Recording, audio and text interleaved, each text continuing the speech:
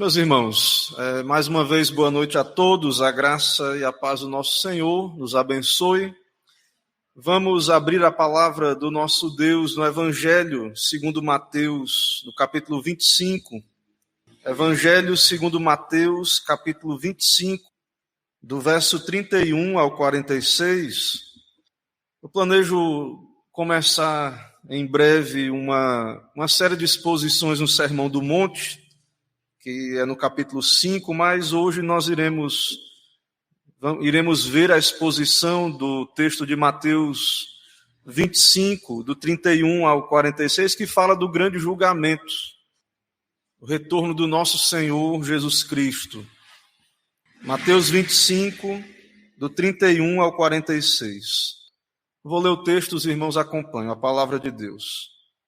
Diz assim: Quando vier o Filho do Homem na sua majestade, e todos os anjos com ele, então se assentará no trono da sua glória, e todas as nações serão reunidas em sua presença, e ele separará uns dos outros, como o pastor separa dos cabritos as ovelhas, e porá as ovelhas à sua direita, mas os cabritos à esquerda. Então dirá o rei aos que estiverem à sua direita: Vinde benditos de meu Pai, entrai na posse do reino que vos está preparado desde a fundação do mundo. Porque tive fome e me destes de comer, tive sede e me destes de beber, e era forasteiro e me hospedastes, estava nu e me vestistes, enfermo e me visitastes, preso e fostes ver-me. Então perguntarão os justos: Senhor, quando foi que te vimos com fome e te demos de comer, ou com sede e te demos de beber? E quando te vimos forasteiro e te hospedamos, ou nu e te vestimos? E quando te vimos enfermo ou preso e te fomos visitar? O rei respondendo lhes dirá: Em verdade vos afirmo que sempre que o fizestes a um destes meus pequeninos irmãos, a mim o fizestes. Então o rei dirá também aos que estiverem à sua esquerda: Apartai-vos de mim, malditos, para o fogo eterno, preparado para o diabo e seus anjos. Porque tive fome e não me destes de comer, tive sede e não me destes de beber, sendo forasteiro não me hospedastes, estando nu não me vestistes, achando-me enfermo e preso não fostes ver-me. E então lhe perguntarão: Senhor, quando foi que te vimos com fome, com sede, forasteiro, nu, enfermo ou preso, e não te assistimos? Então lhes responderá: Em verdade vos digo que, sempre que o deixastes de fazer a um destes mais pequeninos, a mim o deixastes de fazer. E irão estes para o castigo eterno, porém os justos para a vida eterna. Oremos ao Senhor. Senhor, eis-nos aqui, diante da Tua presença, em adoração, Teu povo reunido para cultuar o Teu santo nome. Eis-nos aqui, ó Pai, nada somos na Tua presença. Pedimos a Tua graça, a assistência do Teu Santo Espírito. Ó Deus, fala aos nossos corações, por amor do Teu nome. Toma aqui a Tua igreja, ó Pai, diante do Senhor. Que o Senhor se agrade, ó Pai, em abençoar cada coração, cada alma aqui na Tua presença, cada vida, ó Deus, dependente de Ti. E também, ó Deus, toma esses dias maus de incredulidade, em que há uma rejeição destas solenes verdades da Tua eleição, da Tua salvação, de que haverá um juízo eterno na volta de Cristo. Ó Deus, quebranta os corações, humilha, faz a obra, ó Pai, que só o Senhor pode fazer pelo Teu Espírito, Assim vem o teu reino sobre nós. Quebranta-nos, humilha-nos, nos faz servos humildes do Senhor. É o que pedimos, oramos em nome de Cristo Jesus. Amém.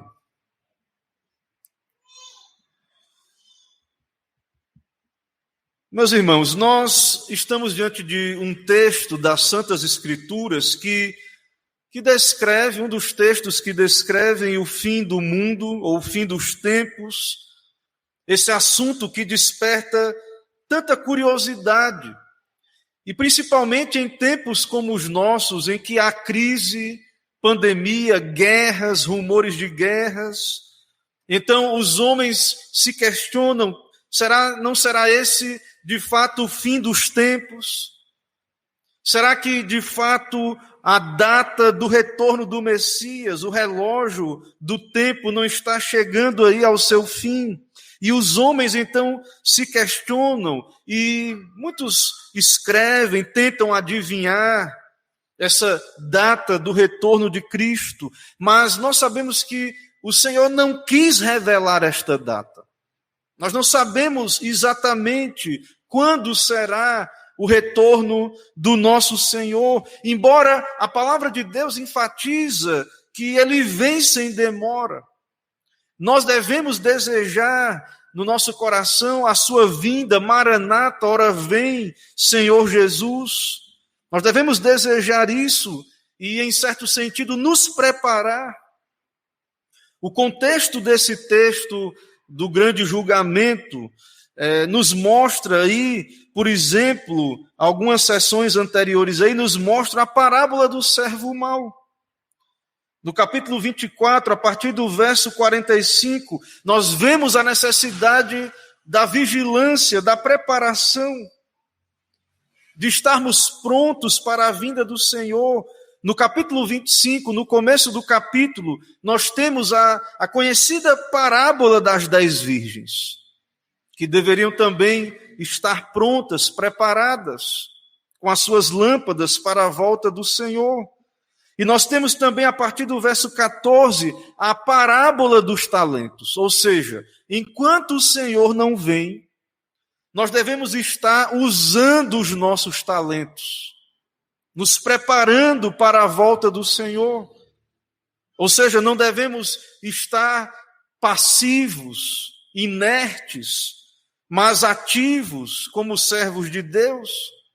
Então, todo o contexto dessa passagem em que há o grande julgamento, há grandes alertas para que não sejamos pegos desatentos, para que não sejamos pegos de surpresa, ou sem nos preparar. E também esse texto nas Escrituras que nos mostra a volta do Senhor também tem esse propósito de nos alertar para a volta de Cristo. O Senhor Jesus Cristo, quando Ele veio a este mundo, Ele veio num estado de humilhação. Nós vemos ali no final do Evangelho, no começo do livro de Atos, nós podemos ver ali que Ele foi ressurreto, Ele apareceu aos discípulos, mas ficou muito forte para a humanidade a imagem do Cristo sofredor sobre a cruz do Calvário. Mas o que nós vemos em nosso texto aí anunciado é então o texto, Mateus vai falar do Filho do Homem vindo na sua majestade, algo glorioso, o Filho do Homem, Jesus Cristo, vindo na sua majestade e os anjos com ele, como num grande cortejo. Ele se assentará, e o texto diz, num trono de glória. Uma imagem majestosa, como também Judas descreve na sua epístola. Ele diz que o Senhor virá para condenar todos os ímpios por todas as obras de impiedade que impiamente cometeram e por todas as duras palavras que ímpios pecadores disseram contra ele. Então, Cristo virá. Ele virá em glória. Ele virá para julgar como juiz aquele que foi condenado sendo inocente. virá para ser juiz de todos, de vivos e de mortos. Na verdade, todos ressuscitarão. Então, há vários alertas nas Escrituras, como vemos aí no contexto. E nesta passagem, irmãos, que vamos caminhar por ela, vemos que as boas obras são evidências da nossa salvação no julgamento de Cristo. Nós vemos que as boas obras, a Escritura nos mostra em várias partes que as boas obras não salvam. E é verdade. Ninguém será salvo pelas obras da lei. Pela lei vem a lei de Deus, nos revela, nos mostra, nos faz entender, nos faz ser plenamente conscientes do pecado. Mas, irmãos, na volta de Cristo, as boas obras serão evidências, porque a verdadeira fé não está isolada de frutos. Como Tiago diz, a verdadeira fé, ela não é uma fé morta. Mas todo aquele que é salvo pela graça de Deus, todo aquele que tem fé genuína, produzirá frutos para a glória de Deus. Então, Cristo virá para julgar e haverá critérios nesse julgamento. A salvação é pela graça de Deus, mas ficará evidente ali quem são aqueles que têm fé verdadeira. Ficará evidente naquele dia quem é ovelha e quem é bode. Haverá uma separação clara ali. E Cristo, então, nesse texto, ele vem como um rei glorioso, como juiz, como um pastor. Ele une esses ofícios. O ofício real, ele é rei, ele é senhor, ele é juiz, né? Profeta, sacerdote e rei. E então ele vem como um rei exercer essa função real para julgar. Embora a Trindade está envolvida nesse julgamento, Cristo especialmente, porque o Pai lhe conferiu esta honra, e os anjos irão participar ali, reunindo os eleitos dos quatro cantos da terra. Também os réprobos haverão de comparecer. Então, como um pastor, ele vai reunir ali as suas ovelhas, mas fará separação dos bodes, algo extraordinário. Irmãos, a imagem aqui é muito forte. No verso 32, Mateus registra, e todas as nações serão reunidas em sua presença. Todas as nações. Imagine, irmãos, pessoas de todas as épocas. Antes do dilúvio, depois do dilúvio, de todas as nações que vemos registradas ali nas Escrituras, todas as nações que já existiram, que irão existir até a volta de Cristo. Então, Cristo reunirá, ele virá como um rei soberano. Pessoas que não querem comparecer perante Cristo hoje.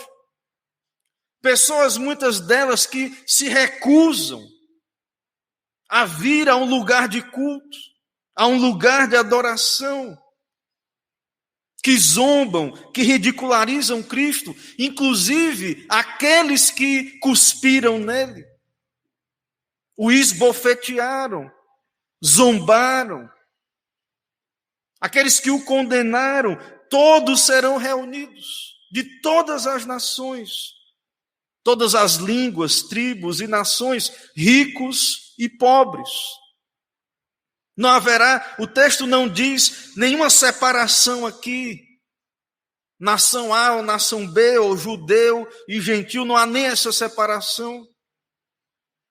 Mas todas as nações serão reunidas em sua presença. Então, a imagem inicial é de uma grande reunião diante de Cristo.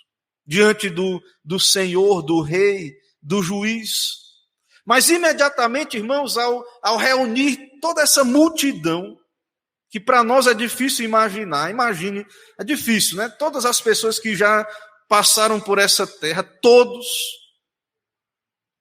irão comparecer perante o tribunal de Cristo, todos irão ressurgir, os que estiverem vivos, os que estiverem mortos, voltarão aos seus corpos ressurretos e comparecerão perante Cristo. Mas aí, imediatamente a essa reunião, meus irmãos, vai haver uma separação. Vai haver um tratamento distinto. Cristo é pastor. É claro que o bode e a ovelha, quando você observa o bode e a ovelha, tem características diferentes, um bode de uma ovelha, mas tem certos bodes que você olha e fica em dúvida assim, será que isso é um bode mesmo ou é uma ovelha? Né? E tem certas ovelhas, você olha, parece um bode, mas é uma ovelha. Quando você vê misturado no pasto ali, às vezes é difícil você, se não for o pastor daquele rebanho, discernir, separar. Mas o pastor conhece os seus animais. E no caso aqui, o pastor é uma figura de Cristo. Cristo conhece, como vimos hoje pela manhã. Mesmo quando andou nesse mundo, muitos vinham ao Senhor ouvir a sua pregação. E nós vimos hoje pela manhã que o Senhor já sabia quais eram os seus. Quem eram os incrédulos. O Senhor já sabia. Nós já temos sentenças nas Escrituras de que aquele que crê está salvo, aquele que não crê está condenado. Mas é necessário, irmãos, haver esse julgamento final, esse dia em que o próprio Senhor irá fazer esta separação, porque Ele conhece as suas ovelhas. Ele é capaz de fazer o perfeito julgamento. Ele conhece cada uma, como o próprio salmista também diz acerca das estrelas. Ele chama cada uma delas pelos seus nomes. Então, por mais que existiram e vão existir milhares de pessoas que passaram por essa terra, Cristo conhece cada um. Ele sabe quem são as suas ovelhas, os seus eleitos. Então ele irá reunir esta multidão, mas ao mesmo tempo ele irá separar. Ele irá fazer um tratamento distinto. Ele não haverá um tratamento igual, irmãos, entre os justos e os ímpios. Imagine aqueles que rejeitaram o Senhor. Não terão escolha, terão que comparecer diante dele. E será terrível, porque estarão diante do seu juiz. Mas para nós, irmãos, será confortador, alegria. Cristo é o nosso mediador, o nosso irmão mais velho, o nosso Senhor. Será também aquele que irá nos julgar, mas pela sua graça somos salvos. Seremos finalmente absolvidos, embora essa sentença já nos é dada quando cremos na justificação. A sua justiça é aplicada a nós, somos salvos pela sua graça. Então Cristo vem, irmãos, em glória. Ele é onisciente. Ele tem todo o poder no céu e na terra. Ele fará essa separação.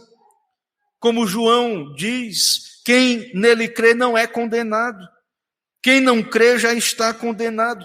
Mas aí alguém pode dizer assim, mas pastor, para que um juízo final? O Evangelho nos diz que já hoje, nesse exato dia, quem não crê já está condenado. E quem nele crê, não é condenado. Nenhuma condenação há para os que estão em Cristo Jesus. Mas, irmãos, é necessário que haja esse dia para que a sentença seja dada, para que o grau, a medida de felicidade eterna dos santos e a medida da condenação dos réprobos seja aplicada, para que o nome de Deus seja glorificado publicamente, para que a justiça de Cristo seja defendida. Então, nós vemos aqui nesse texto, nós temos uma prévia, o Senhor nos dá uma prévia e nos mostra aqui nesse texto essas verdades de que haverá sim um juízo. Eu achei interessante, estava lendo Sproul, ele falando da cultura americana, e talvez isso se aplique muito também a nós aqui, ele dizendo que ali no seu país, as pessoas, em geral, elas acham que morreu, estão salvas.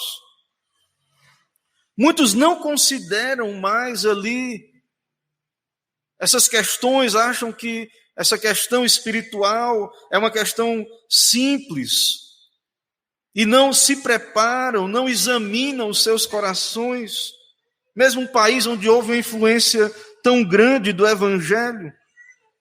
E, meus irmãos, muitos também não param para considerar em nossa pátria sobre o seu estado eterno, sobre a volta de Cristo, o que o Senhor diz sobre esse retorno, o seu retorno. Então, Cristo fará essa separação e o rei dirá aos que estiverem à direita. Haverá um grupo à direita, haverá um grupo à esquerda. Pela própria linguagem, vemos que haverá um grupo que é favorecido, é chamado bendito, é o grupo da direita. E é dito a eles: vinde benditos de meu Pai. Ouvirão boas palavras, palavras confortadoras. Esses que atenderam em vida ao chamado de Cristo. Estes que são ovelhas, e ovelhas ouvem a voz do pastor, de Cristo. Esses que atenderam. E ele diz: vinde benditos de meu Pai, entrai na posse do reino. Agora perceba, entrai na posse do reino que vos está preparado quando? Desde a fundação do mundo. Quando foi que este reino foi preparado? Foi quando nascemos e fizemos boas obras?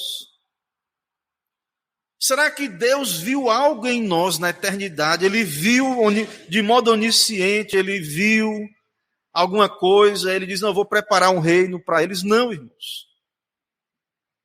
Esse reino foi preparado desde a eternidade, antes da fundação do mundo. Esta herança, este plano da salvação em Cristo Jesus, esta herança que nos é dada em Cristo Jesus. Então, ao dar a sentença, fica claro que há um propósito na eleição,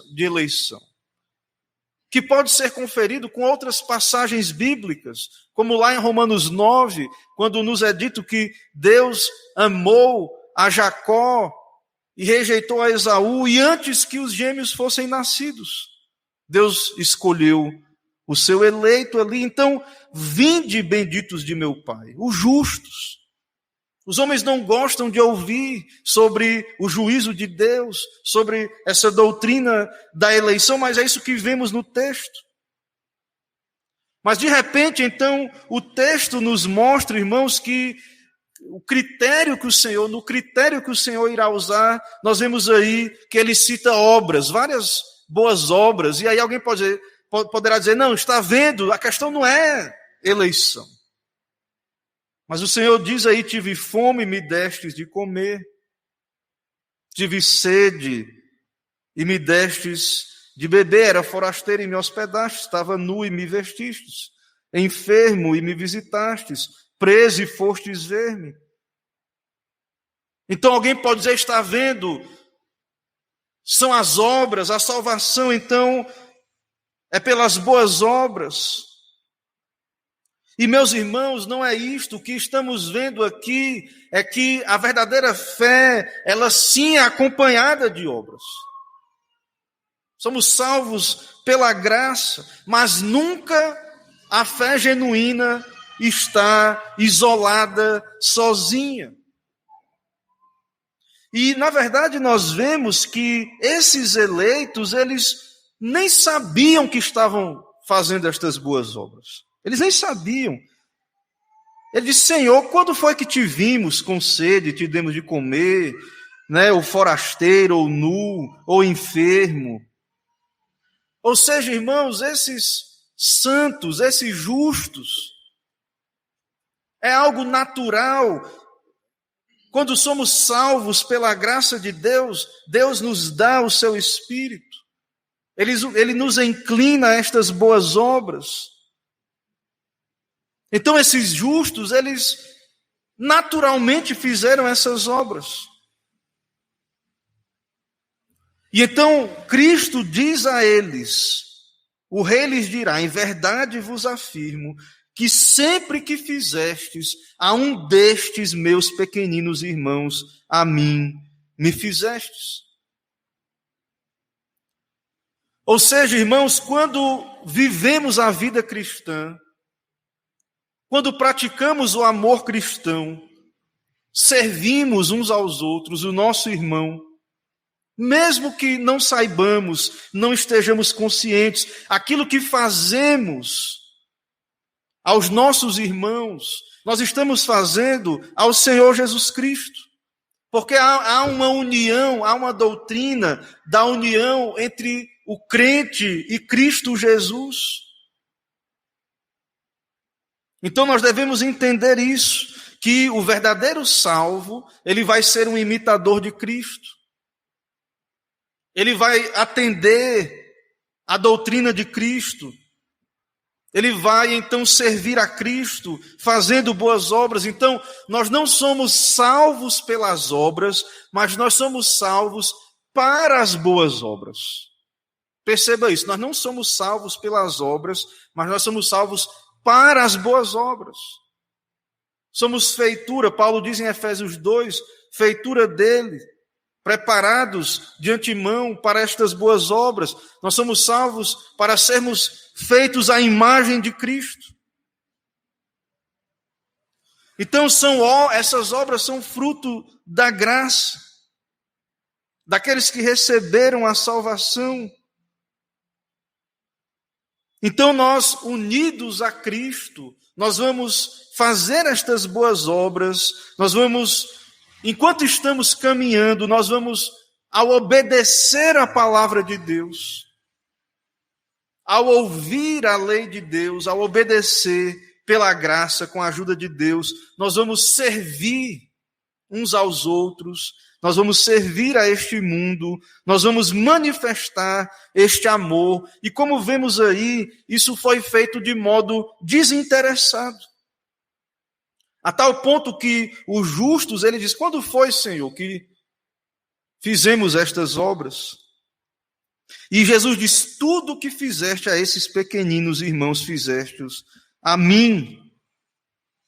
E isso, irmãos, marca um sinal, uma diferença entre o justo e o ímpio, entre a ovelha e o bode. A verdadeira ovelha, aquele que é verdadeiramente salvo, ele ouve a voz de Cristo, ele é transformado. Jesus diz em João 13:35, nisso todos conhecerão que sois meus discípulos, se vos amardes uns aos outros. Haverão evidências naquele dia. E veja, perceba, que o grande sinal para nós, para a igreja, então, é o amor de Cristo. Interessante que nesse texto, assim, Jesus nos diz assim: vocês fizeram grandes exorcismos, vinde benditos de meu Pai, porque fizestes grandes exorcismos, grandes milagres, poderosos milagres.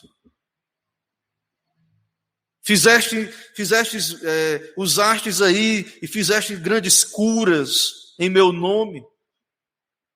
Obras simples, irmãos. Humildes, despretensiosas. Tive fome, o Senhor diz. Tive fome e me destes de beber, era forasteiro e me hospedastes. Estava nu e me vestistes. Obras simples, humildes, de serviço, mas que evidenciam uma fé salvadora. E o oposto, então essa é a marca das ovelhas de Cristo. Não é salvação pelas obras. É que a verdadeira fé produz boas obras. Mas já os ímpios, os réprobos, o texto vai nos dizer o contrário. Ele dirá àqueles que estão à sua esquerda: apartai-vos de mim, malditos, para o fogo eterno, preparado para o diabo e seus anjos. Então, há uma sentença, há uma doutrina bíblica que mostra um juízo, uma condenação. E os homens muitas vezes querem ignorar, passar por alto. E então é um lugar onde é dito aí, preparado para o diabo e os seus anjos. E a linguagem é apartai-vos, malditos, mostrando que esta condenação, como Paulo diz em 2 Tessalonicenses, é ser banido da face do Senhor e da glória do seu poder, mas especificamente banido de sua presença favorável. Porque Deus é onipresente, Ele estará ali em juízo. Então esse grupo que foi separado de bodes será unido ao diabo e aos seus anjos, e é um destino eterno, irmãos. É algo grave, é algo solene, é algo pelo qual os homens deveriam sim se preocupar. Esse grupo irá para ali, mas não é um lugar de comunhão. É um lugar de trevas, de dor, de ranger de dentes.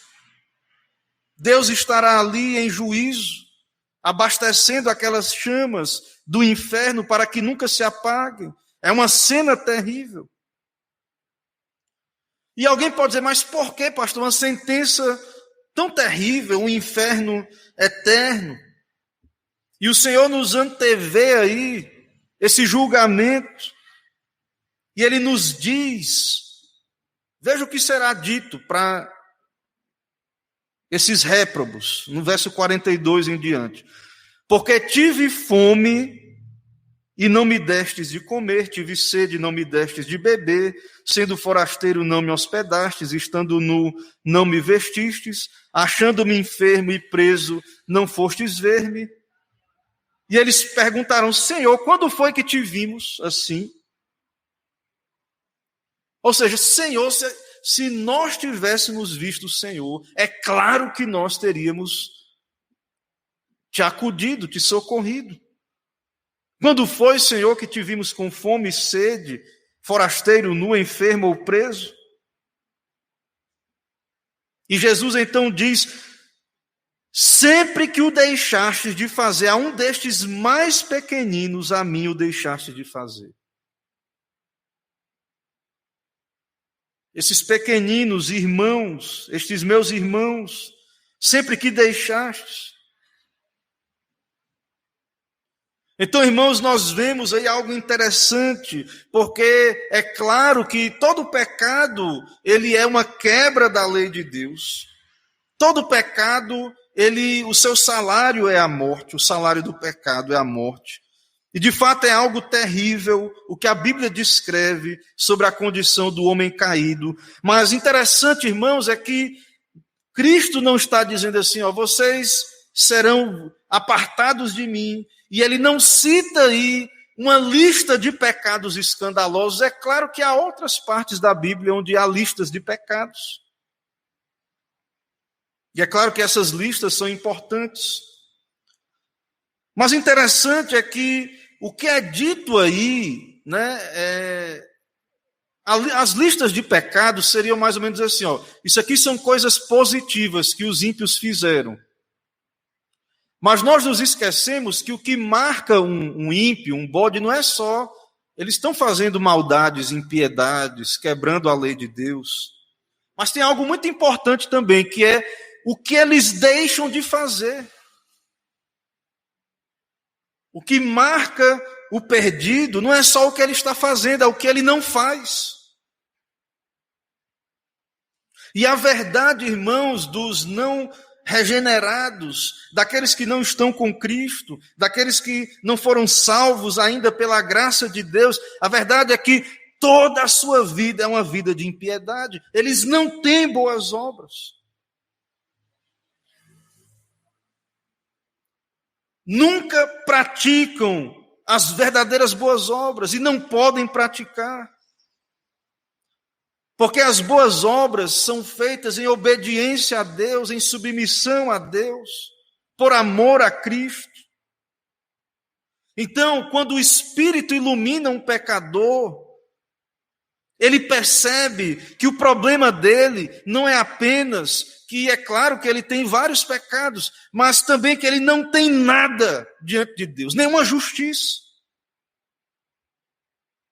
Ele está ali diante de Cristo. E se ele não tem Cristo, ele não tem nada. Ele está completamente perdido diante do juízo de Deus. Então o pecador, ele deve pensar, e se eu morrer, e quando chegar a hora de eu me apresentar diante de Deus, além de todos os pecados, o que ele poderá argumentar se ele não tem Cristo? Se ele não tem a justiça do Senhor? Então, especialmente quando não serviram a esses pequeninos de Cristo, isso foi uma negligência do serviço ao próprio Senhor Jesus Cristo. Então nós vemos, irmãos, nesse texto, que apenas o Senhor poderá fazer esta separação. Apenas Ele sabe quem de fato são os seus eleitos, as suas ovelhas. Mas o que deve ficar claro para nós aqui é que, vindo a morte, vem o juízo, não tem purgatório, não tem reencarnação para tentar de novo, isso não é bíblico. Deus nos chama hoje, irmãos, a fazer este autoexame e a observar se de fato somos ovelhas de Cristo, se de fato atendemos ao chamado eficaz, se de fato experimentamos um arrependimento para a vida, porque, conforme o texto diz no verso 46, irão estes para o castigo eterno, porém os justos para a vida eterna. É definitivo. A volta de Cristo é algo definitivo. A volta do Senhor. Há um sentido em que quando alguém morre, Cristo volta para ele, porque ali está selado o seu destino. Não há volta, não há retorno, não há nova oportunidade. Como alguns, elaboraram essa teoria não bíblica de um purgatório, ou de fazer obras pelos mortos. Não, irmãos, nós vemos aqui, Cristo virá, Cristo irá nos julgar, e diante desse tribunal, de fato, somos justificados pela graça. Mas a pergunta é, será que a fé que temos é uma fé que passa nesse teste, nessa prova do Senhor? Porque, de fato, irmãos, nós devemos analisar isso, as evidências. Então, o Evangelho de Cristo, o Evangelho do Senhor, ele produz novidade de vida, serviço a Deus, dedicação ao Senhor. E nós devemos entender isso. Nós devemos buscar, irmãos, desenvolver a nossa salvação com temor e tremor, servir a Cristo com dedicação, a sua causa, a sua igreja, servir uns aos outros, manifestar o amor de Cristo, não para conquistar méritos diante de Deus, mas porque essas coisas evidenciam uma fé genuína. Mas, de fato, devemos, com a ajuda de Deus, o Espírito Santo, nos examinar e verificar diante de Deus se de fato estamos em Cristo, se temos as marcas dos eleitos de Deus. Então que Deus nos ajude como igreja a entender estas coisas, a seriedade destas coisas, aqueles que estão ouvindo esta mensagem, aqueles que ainda não vieram a Cristo, não se uniram a Cristo, entendam isto. A seriedade, a solenidade, a urgência disto. E que essa porta, ela de fato está aberta a nós pelo Evangelho e que devemos então estar prontos e preparados para a vinda do Senhor, pela sua graça. Que Deus nos ajude, irmãos, que Deus tenha misericórdia de nós, que esta visão do juízo de Deus, do julgamento de Deus, que isso possa nos influenciar o nosso dia a dia, as nossas escolhas, a nossa preparação para a volta de Cristo, possamos entender a importância e a solenidade destas coisas. Amém, irmãos. Vamos orar mais uma vez, oremos ao Senhor.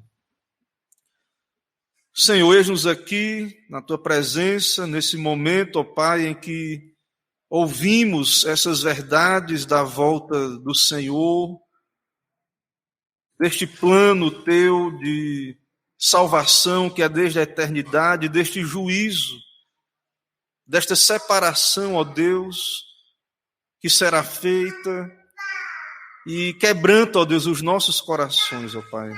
Tem misericórdia dos perdidos, dos pecadores, alcança, ó Deus, para o Senhor os Teus, e nos ajuda a entender, ó Pai, que é pela Tua graça que podemos fazer boas obras, apenas os salvos poderão fazer estas obras, e assim, ó Deus, nos desperta, ó Deus, para estas boas obras, também para nos examinarmos e verificarmos, ó Deus, a qualidade da nossa fé, e tem misericórdia, ó Deus, desses dias maus, em que muitos não se preocupam com o seu estado eterno, há uma preocupação com a morte, mas não uma preocupação com o estado eterno, com o juízo do Senhor, com a condição das almas diante do Senhor. Ó Deus, vem sobre nós, ó Pai, nos dá do Teu Espírito, quebranta o nosso coração.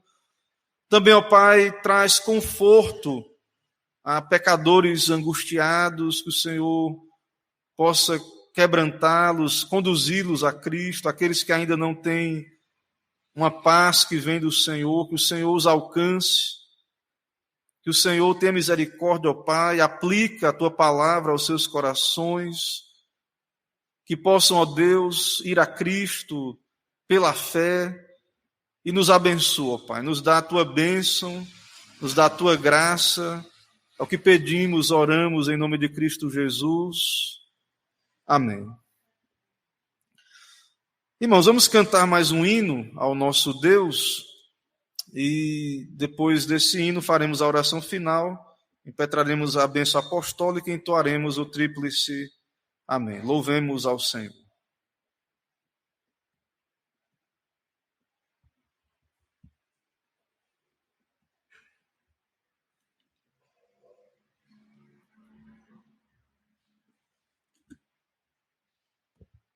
Amém. Ficamos de pé.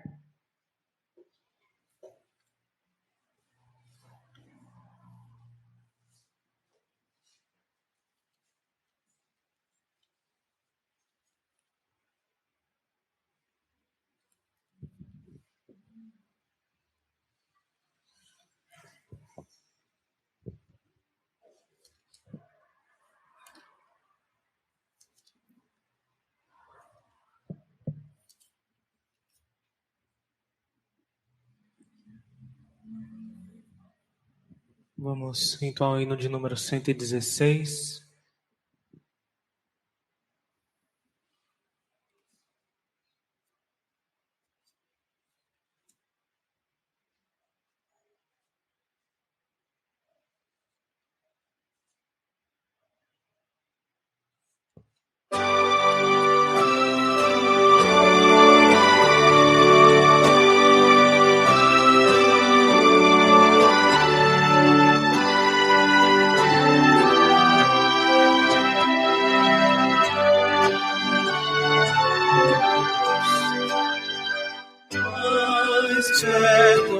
quero estar, Deus de ti,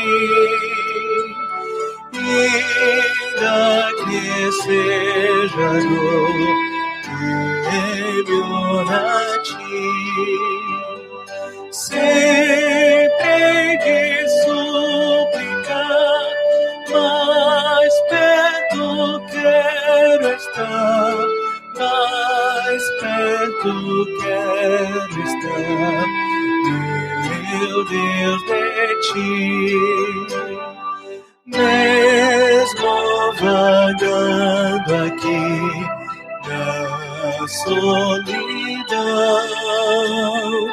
de noite a descansar, dormindo ao chão, em sonhos vou clamar, mais perto quero estar, mais perto quero estar, meu Deus de ti. Minha alma cantará a ti, Senhor. Betel aqui verei por teu favor. Eu sempre de rogar, mais perto quero estar, mais perto quero estar, meu Deus de ti.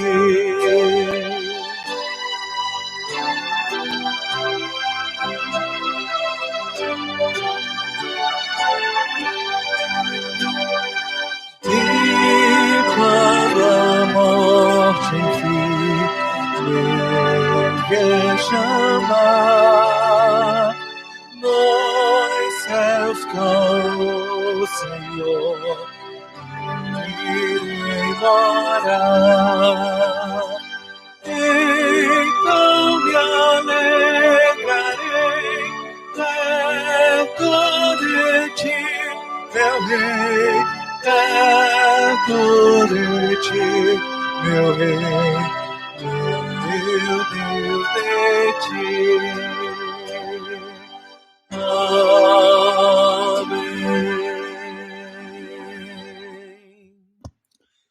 Senhor nosso Deus e Pai, queremos te bendizer por mais esse momento na tua presença, por esse dia teu, por poder, ó Pai, te adorar publicamente, também servir ao Senhor, vir à tua casa, saber, ó Deus, que pela bondade do Senhor podemos estar aqui usando esses meios de graça, mas sabemos, ó Pai, que dependemos do Senhor.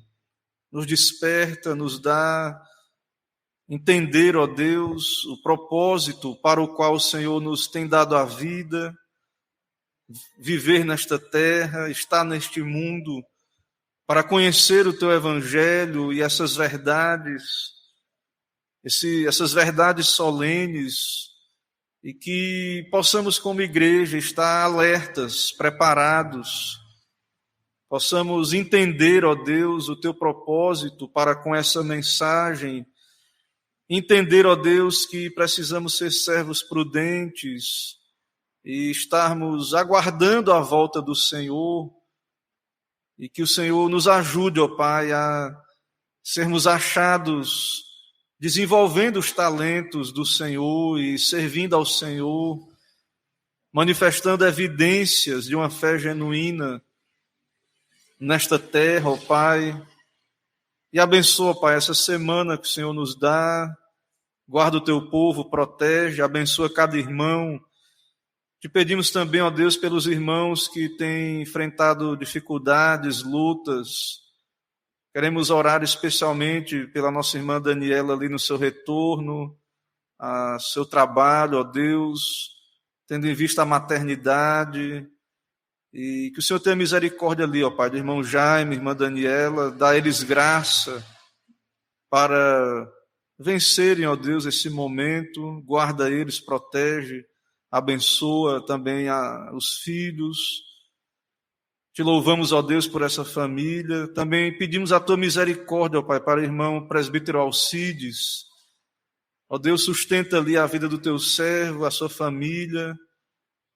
Tem misericórdia, ó Pai. E outros irmãos, ó Deus, que temos orado, irmãos enfermos, entes queridos nossos, ó Pai, que têm padecido enfermidades. O Senhor esteja contemplando, ó Deus, as orações do teu povo. O Senhor esteja contemplando, ó Deus, a tua igreja, suprindo as necessidades, mas principalmente, ó Pai, as necessidades espirituais, ó Deus. Nos dá experimentar um cristianismo genuíno, nos dá experimentar, ó Deus, a presença do teu Espírito, nos incomodando para vivermos para o Senhor, nos santificando, nos tirando de nós aquilo que é vaidade e nos fazendo nos concentrar no que é necessário, no que é importante. Assim, ó Deus, abençoa essa igreja, abençoa aqueles que estão ao nosso redor, aqueles a quem o Senhor tem enviado a tua palavra. Envia também, ó Pai, o teu Espírito quebrantando, fazendo-os, ó Deus, acordar do seu sono da morte, à beira do abismo, ó Deus, onde estão, prestes a perecer. Como vimos aqui, ó Pai, não há uma segunda oportunidade, outro caminho fora de Cristo para a salvação. Tem misericórdia, ó Pai, dos nossos entes queridos, dos perdidos, ó Deus, ao nosso redor. E tem misericórdia de nós como igreja, para que cumpramos a nossa missão de anunciar a Cristo, Rei dos Reis, glorioso, que irá julgar, ó Deus, vivos e mortos.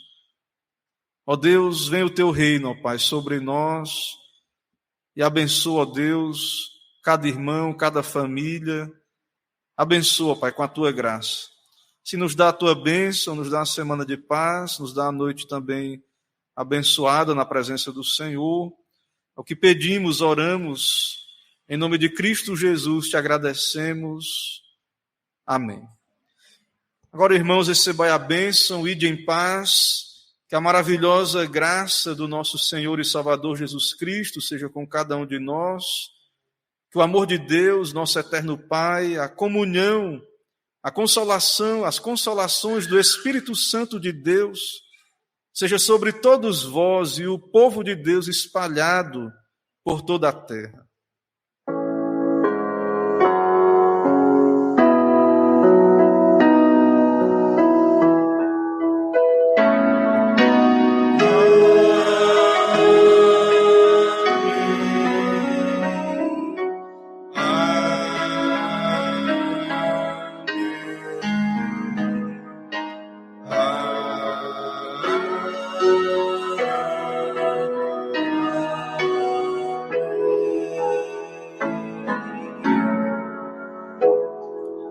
Amém, irmãos, poder sentar.